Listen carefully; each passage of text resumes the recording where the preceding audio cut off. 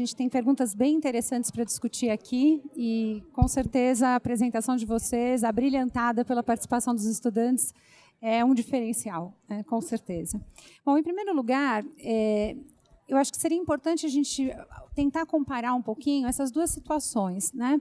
A gente tem uma implementação, como a Cleide apresentou aqui para a gente, que é da gestão em relação aos professores, né? Uma implementação top-down. Enquanto o Eric contou um pouco da forma com que ele implementou essa proposta na escola, que partiu do professor, né? Então, a gente tem duas formas de implementação, e eu queria que vocês comentassem um pouquinho quais são as vantagens que vocês veem em relação a essa forma de implementar e quais são os desafios, né? Então, acho que, Eric, se você quiser começar. Eu vejo que a apresentação da Cleide deixa claro que, quando existe a adoção do projeto pela gestão, a estrutura fica muito mais bem fundamentada, né? Esse é um dilema que eu enfrentei, e não é que eu não tenha tido apoio da coordenação da minha escola, muito pelo contrário, né? Aquele suporte inicial que eu apresentei, de computadores ainda que simples, foi oferecido pela gestão da escola, e com o esforço de pegar material que já estava lá e me disponibilizar integralmente, inclusive para fazer qualquer adaptação que eu precisasse, já que a gente não tem essa oferta do Wi-Fi constante, e isso foi essencial. Ao mesmo tempo, eu careço um pouco dessa estrutura um pouco mais completa mesmo, né? A gente aí vê a questão de manutenção, até de dispositivos que estão disponíveis, e acho que isso realmente só vai se conseguir quando você tem uma adoção, quando você tem o processo vindo de cima para baixo, aí você sabe que vai haver talvez uma intervenção maior para se ter disponibilidade desses recursos. Ao mesmo tempo, acho que a grande vantagem da minha perspectiva é que o entusiasmo já está instalado, né? Então, você já está com aquele gás, já está com vontade de querer fazer acontecer, e se tem aí motivos para enfrentar esses desafios, mesmo que eles venham a aparecer pela carência ou coisa do tipo, eu acho. Então, eu acho que, na verdade, Eric, eu tinha um desafio diferente do seu. Você tinha grande vontade e você não tinha um aparato. Eu tinha todo o aparato e eu não tinha 100% da vontade, entendeu? E aí eu tive que fazer com que o professor aprendesse, gostasse, percebesse o quanto é interessante uma aula quando você usa tecnologia. E o quanto ele traz de benefícios, não só para a aula, mas para o jovem. Se a nossa intenção é fazer com que o jovem tenha sucesso, eu preciso, né, dessa interação. Então, esse era o meu desafio. Eu tinha um aporte todinho, e tenho, tá? Tudo que eu disse funciona perfeitamente na unidade. Se quebra alguma coisa, por uso mesmo, eu tenho, assim, rapidamente, uma supervisão técnica e tudo mais. Eu tinha o desafio de ensinar. Inclusive, alguns professores que chegaram à unidade que sabiam enviar muito mal um e-mail. Então, nós tivemos que fazer com que eles abraçassem essa ideia, gostassem dessa ideia, para chegar no seu entusiasmo. E aí chegar aos índices que temos hoje. Nós temos uma outra questão que foi direcionada ao Eric, mas que eu acho que também cabe para os dois responderem, né? Dizendo a respeito da carga horária, né? Então, a Adriana, do SEMPEC, pergunta: gostaria de saber, professor, se a sua carga horária de trabalho é suficiente para planejar e desenvolver essa metodologia. Como você organiza seu tempo para isso? E acho que a questão também serve para a Cleide, né? No sentido de como é que é organizado o tempo dos professores na escola para que eles realmente possam se dedicar a esse planejamento. A carga horária é um problema, certamente. Ela não é o bastante para organizar tudo isso, especialmente se a gente considerar que alguns dos recursos eu preciso produzir. Então, como eu apresentei aqui o canal do YouTube, a necessidade de criar conteúdo para ele me exige aí uma certa dedicação fora do tempo que eu tenho na escola, ainda que eu tenha um tempo específico para planejamento escolar, ele não vai ser bastante para construir isso tudo. É óbvio que a gente está falando de recursos que são permanentes, né? Eu posso reaproveitá-los depois, eles vão ficar...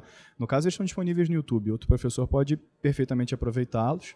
E hoje está se criando uma base de dados bem relevante de material para trabalhar, que vai viabilizando pouco a pouco, vai liberando também o professor dessa tarefa de ter que produzir tudo aquilo que ele vai levar para a sala de aula. Nesse momento inicial, eu preciso ultrapassar, sim, esse tempo.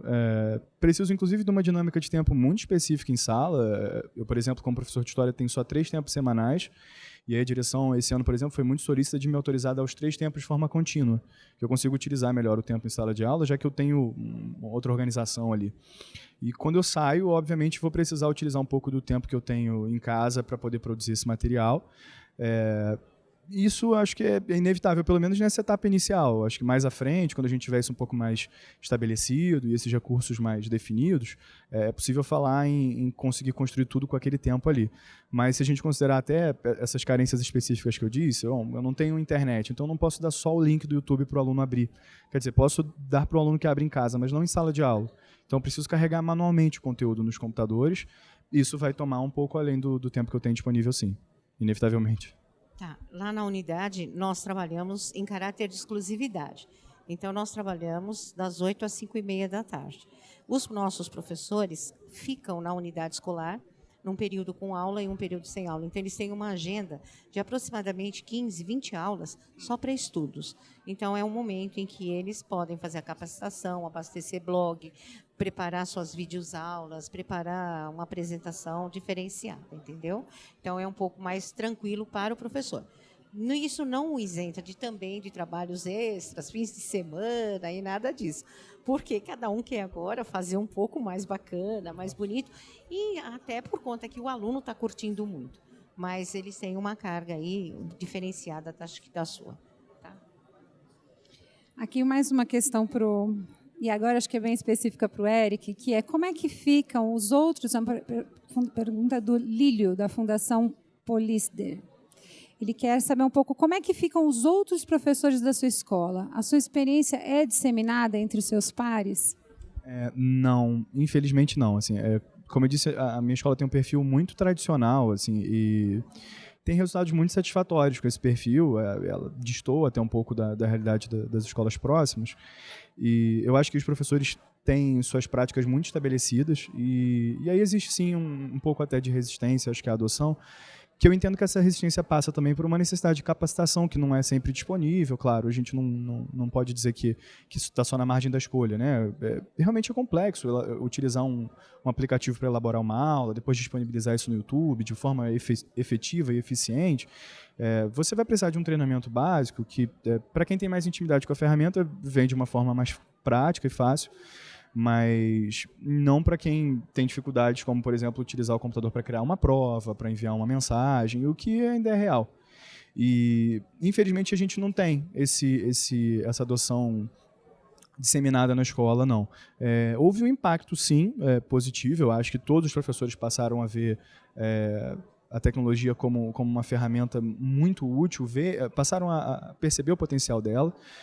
A gente tem uma professora de português que está tentando, no próprio ritmo, adotar isso, não no modelo híbrido, né, mais profundo, mas já está tentando trazer a tecnologia para a realidade do trabalho dela. Isso é incrível, uma pessoa que está há 2 anos de se aposentar, então, quer dizer, está fazendo um esforço que qualquer outra pessoa veria como desnecessário, mas percebe que isso tem realmente vantagens nesse trabalho.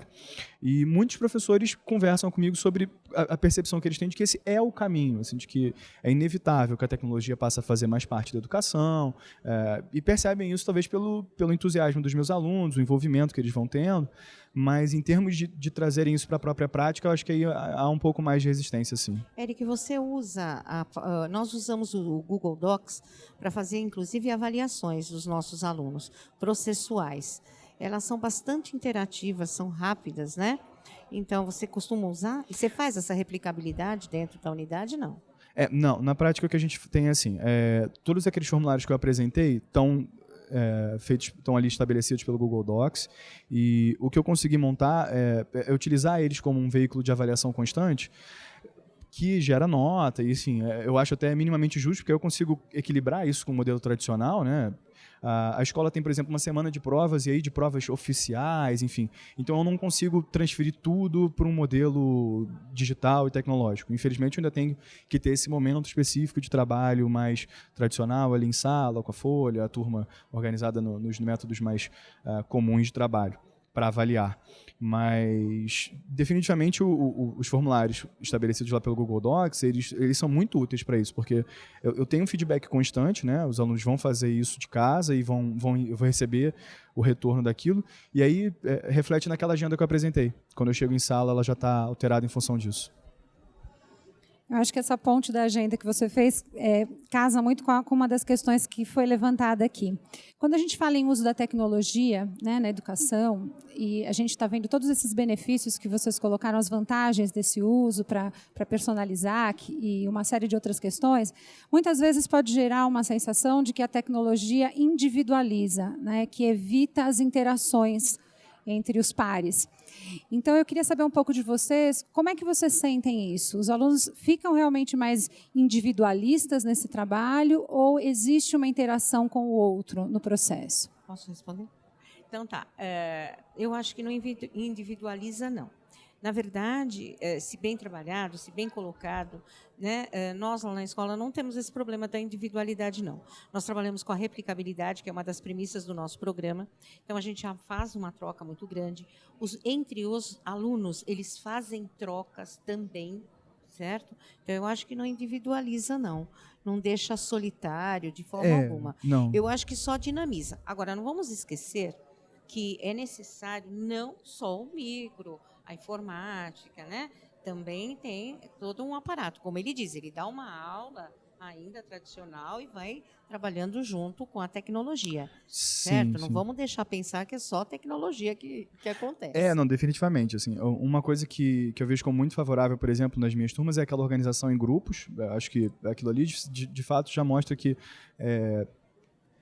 é inevitável dizer que existe algum crescimento de individualização, porque você está pensando em agenda individualizada, em assistir vídeo, tudo bem.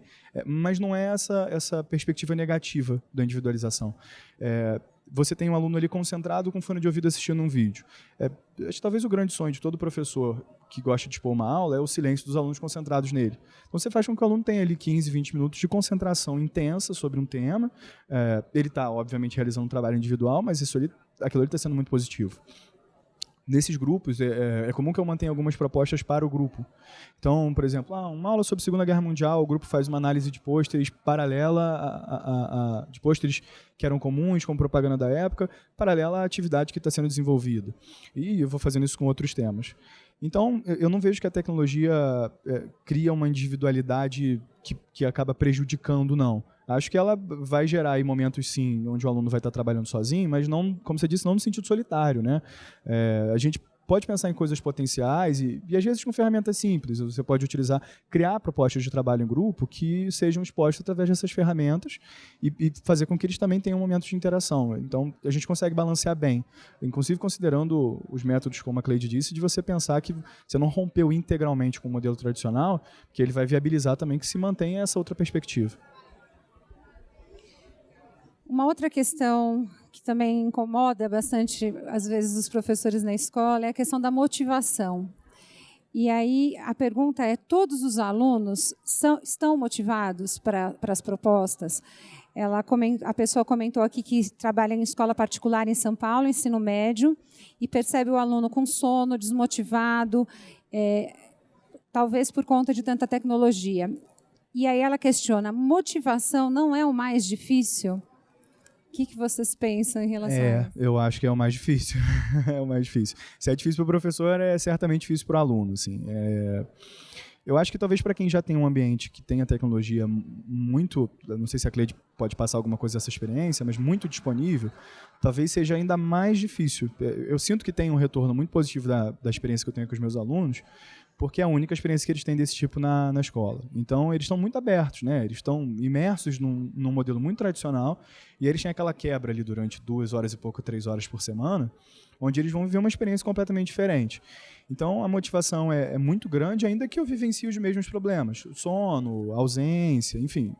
Como eu disse, quando eu apresentei aquele gráfico sobre como as minhas turmas estão hoje em dia, como uma das minhas turmas está hoje em dia, é quase que residual eu ter aquele número ali de alunos reprovados, porque é exatamente esse aluno que sempre chega muito sonolento e não tem a disposição para elaborar alguma coisa, ou que porque está muito sonolento falta demais e aí, enfim, acaba perdendo o conteúdo ou aquela parte que a gente está desenvolvendo, independente dele ter uma agenda pessoal de trabalho, que a gente ainda está preso aos limites do bimestre, ou seja, dos ritmos escolares normais.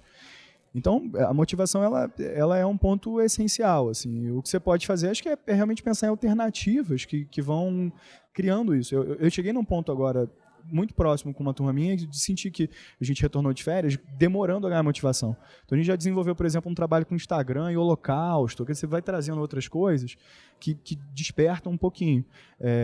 Mas eu acredito, talvez a Cleide possa colocar como é que é a experiência para você, né? Que tem a tecnologia em assim, vários momentos. Eu acho que existem, falando em motivação, né? Respondendo à pergunta, o meu programa, né? Ele abraça uma disciplina que se chama Projeto de Vida. Nós recebemos na unidade escolar o Eduardo Lira, embaixador da Juventude pela ONU, né? E ele disse para os meninos que a mãe dele dizia assim: não importa de onde você veio, mas importa para onde você vai. E lá na escola é exatamente isso. Então, os nossos meninos, quando chegam, eles começam a trilhar o seu projeto de vida. Então, aonde você quer chegar? E nós, professores, gestores, vamos facilitar este caminho de chegada. Isto já é, neste momento, algo que os deixam mais motivados. Porque é óbvio, eu acho que é natural do ser humano. Quando realmente a aula começa a ficar monótona, o assunto fica repetitivo, o professor também, às vezes, é necessário. Existem coisas que são mais cansativas mesmo, até para explicar. Você não vai falar para mim que você dá uma aula, né, sobre Getúlio Vargas pulando de alegria. Então, eu acho que isso fica meio complicado. Então, ou eu ir lá dar uma aula de logaritmo, que é minha praia, também não é tão tranquilo. A motivação, eu acho que vem do professor. Trazer o assunto para o dia a dia, trazer o assunto para a vivência do aluno, trazer aquilo que ele está ensinando para o seu cotidiano, para uma utilização, para ele verbalizar aquilo que ele está aprendendo, estudar melhor, entender melhor.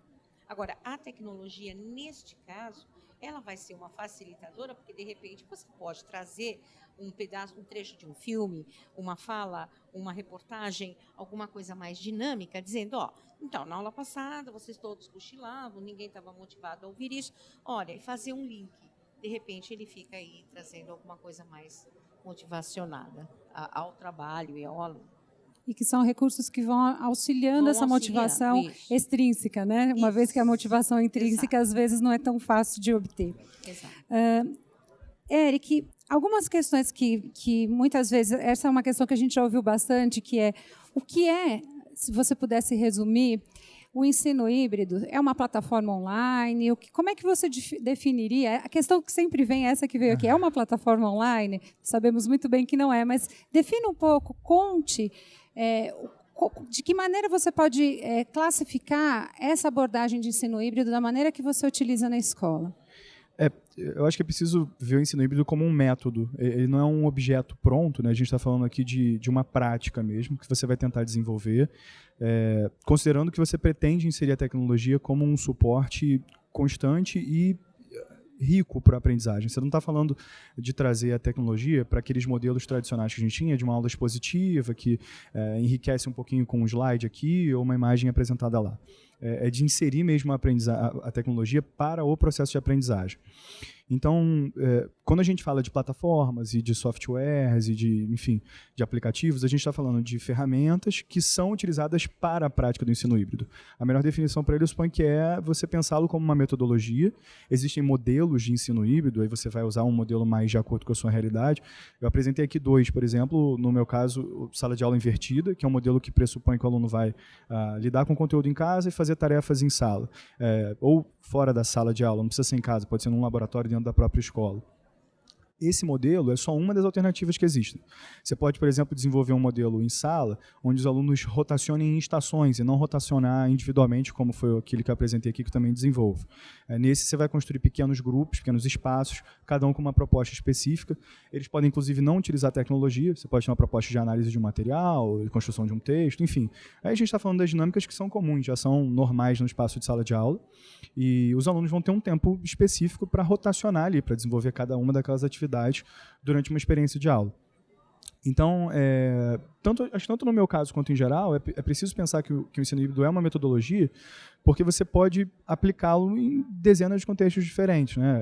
E o fato dele ter modelos, eu acho que é aquilo que é mais importante, porque você vai conseguir adaptar cada realidade a um desses modelos. Você pode, inclusive, fazer combinações, como é o meu caso, ou usar parte de um, parte de outro. Eu falei que uso sala de aula invertida, mas eu não tenho todos os alunos com computadores em casa. Estou numa escola que fica no subúrbio, nem todos deles vão ter esses dispositivos. Nosso laboratório não está sempre funcional para eles utilizarem. Então, alguns alunos vão fazer essas tarefas em casa e vão chegar em sala de aula numa perspectiva específica. Outros vão me dizer de cara que não tem isso, então eu preciso disponibilizar os computadores em sala para que eles possam fazer. Aqui o que a gente está pensando é em criar mesmo uma técnica, eu acho, que possa permitir que você adote a tecnologia, que ela seja um suporte do trabalho. A gente não está excluindo o professor em momento algum, pelo contrário, sem o professor seria inviável desenvolver isso, e pensar mesmo em como cada realidade pode absorver isso e usar da sua forma. Eu acho que eu complementaria. Você disse em metodologia, eu diria que ele é um método, uma metodologia, mas ele também usa-se de estratégias para você trabalhar, né, com os alunos, e a gente consegue formar um jovem, como eu digo lá na escola, um menino, né, autônomo e competente, porque você desenvolve cada um, como você bem disse na sua apresentação, cada um ao seu tempo, entendeu? Então, ele vai se desenvolvendo, ele vai buscando, e aí é o interesse dele conhecer aquele assunto a mais, ele aprendeu com a aula aonde buscar mais, aonde aprofundar mais. Então, eles começam a buscar coisas do seu interesse, para aprofundar o seu conhecimento. Então, isso é uma autonomia que acho que hoje é imprescindível no adolescente. Concordo. Eu acho que a gente já vai se encaminhando para o final e assim, a questão uma outra questão que vem aqui é em relação ao carga horária do uso da tecnologia na escola. Ela tem que acontecer diariamente, ela tem que acontecer em todas as aulas. Como é que vocês veem isso? O quanto da tecnologia realmente faz diferença em termos de carga horária na escola? Eu não sei você, mas eu acho que não quantificaria isso, tá? Eu acho que vai muito da necessidade da aula, do professor e do aluno, do interesse. Dependendo da aula, você não tem recurso tecnológico que supra você, o giz, a lousa, a sua explicação, tá? Dependendo da aula, não há tecnologia que abrace, que beije, que faça um carinho no aluno, né? Agora, tem aula que, com a tecnologia, sozinha, ela se basta. Essa é a minha impressão. Então, quantificar tempo, eu acho isso ruim. Eu também não vejo uma necessidade de quantificar, não como um mínimo necessário, nem nada do tipo. Como a Cleide disse, isso vai variar muito. A Sofia, quando apresentou aqui, ela disse que, por exemplo, no modelo que a gente trabalha, ela pode retornar o vídeo. Então, você pode ter um aluno que, eventualmente, queira ficar muito tempo no computador e ele queira ver mais de um recurso, queira explorar, fazer uma pesquisa em cima de um tema. Isso também vai de uma questão aí de aptidão, de interesse, pode estar ligado ao tema que está sendo trabalhado ou não. É difícil pensar num mínimo. Eu estabeleci aqui um mínimo para um modelo tradicional, como eu disse, que hoje, no meu caso, é 15% ou 20% do tempo, porque, realmente, eu acho que para o professor de história, o recurso narrativo é ótimo, o discurso te permite criar uma linha de tempo, uma lógica de compreensão, e às vezes você precisa desse tempo até para estabelecer os parâmetros do que vai ser o trabalho com tecnologia. Olha, a gente vai sentar aqui, vai conversar da forma tradicional, porque eu preciso que você saiba que a proposta de hoje é essa, e a ideia é que a gente trabalhe desse jeito. Vamos lá, o que se acha, o que não se acha. Então, diria que seria impreciso mesmo a gente quantificar, porque você vai perder essa possibilidade de fazer um nível de personalização, inclusive, da aula. Seria enriquecedor isso, né? Marcar tempo, você perderia um pouco da riqueza da aula. Agora, o professor também não pode perder o pé, né? de completar um conteúdo. Então, vamos ficar rodando aqui, né? Muito tempo em volta disso. Então, o planejar da aula do professor se faz necessário. Isto sim. Então, eu acho que o planejamento da aula, um plano de aula bem elaborado com o uso da tecnologia, ele vai trazer benefícios. Não só ficar usando a tecnologia e ficar rodando em volta dela. Assim, eventualmente você vai até quantificar. A gente falou do modelo de rotação por estações. Você supõe que uma das estações, um dos espaços, vai ter tecnologia, você já vai estar dizendo para o aluno, durante uma aula você vai usar 30 minutos de tecnologia. Mas ele já tem uma proposta pronta. E essa proposta ela vai ser flexível. Você pode querer que num outro modelo não tenha tecnologia em nenhuma das estações, aliás, num outro momento não tenha tecnologia em nenhuma delas, ou que você use tecnologia em todas, né?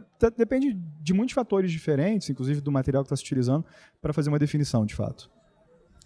Quando a gente fala em personalizar, não é só personalizar para o aluno, né? Mas personalizar em relação a cada característica de disciplina, de professor e de instituição também, né? Tem instituição que realmente vai ter uma quantidade de tecnologia à disposição muito maior, e outra que vai ter que dividir entre vários professores, então nem adianta dizer que isso vai poder acontecer a todo tempo para todo mundo, né? Acho que a gente, para finalizar, eu gostaria que cada um de vocês finalizasse contando um pouco o quanto vocês sentiram que a proposta que vocês utilizaram na instituição de vocês foi inovadora e pode ser inspiradora para outras pessoas, né? Então, o que vocês levam dessa experiência de vocês e que podem compartilhar com a gente?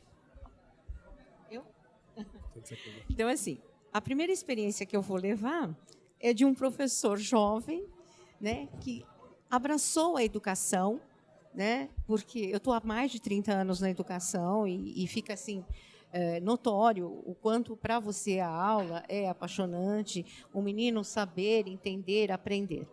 Para mim, a tecnologia veio, né, como de braços abertos na unidade. Eu fiz com que professores resistentes, professores que bem tradicionais hoje se abram às novas tecnologias. Nós fazemos a replicabilidade disso em outras unidades escolares da região, inclusive, por conta dela, né? E, para finalizar, eu vejo um jovem que alcança o seu projeto de vida. Eu quero fazer engenharia numa universidade federal, estadual, e ele está lá. Eu quero quero fazer direito no Largo São Francisco e eu caminho para lá, deu para perceber pela oratória, pela desenvoltura. Então, eu acho assim, que a gente está no caminho certo, eu acho que é esse o caminho. Você trouxe uma adolescente sua que daqui 3 anos estará pronta para competir no mercado, seja no mercado de trabalho ou no mercado educacional, né, dando continuidade aos estudos. Eu acho que não dá para hoje você fechar os olhos para a tecnologia dentro das unidades escolares, dentro do nosso trabalho. Ele é um trabalho, uma profissão como outra qualquer, que precisa também desse aparato. Eu queria dizer que assim, o fato de eu ter iniciado minha apresentação falando de uma falha não foi um exercício de retórica, um mecanismo, não. Eu senti realmente, no primeiro momento, que o que eu estava oferecendo não era o bastante. E eu acho que o trabalho com o ensino híbrido traz isso, assim, traz essa sensação de que, a princípio, eu encontrei uma alternativa muito viável, muito funcional, com respostas muito positivas.